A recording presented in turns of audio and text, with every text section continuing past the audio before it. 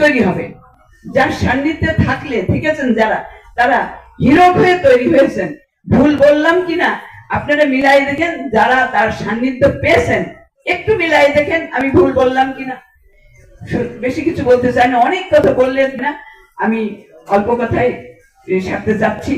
দোয়া করবেন সবাই, সবার জন্য দোয়া করবেন, এবং মৃত্যুর পরে যারা আছেন, মৃত্যুতে আছেন যারা, তাদের জন্য মাগফিরাত কামনা করবেন। যারা যারা বেহেশতবাসী হচ্ছেন, কবরের মধ্যে যেন তারা খুব শান্তিতে থাকেন, সেই দোয়াটা আপনারা সবাই করবেন।